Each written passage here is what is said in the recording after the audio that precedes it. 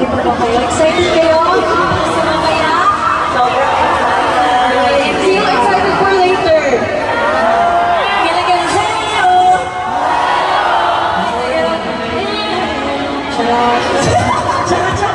Pero mamaya, natutulong kami sa set namin. Okay, so abangan nyo yun.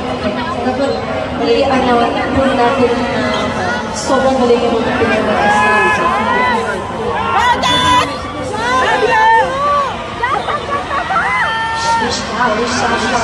Para to sa mga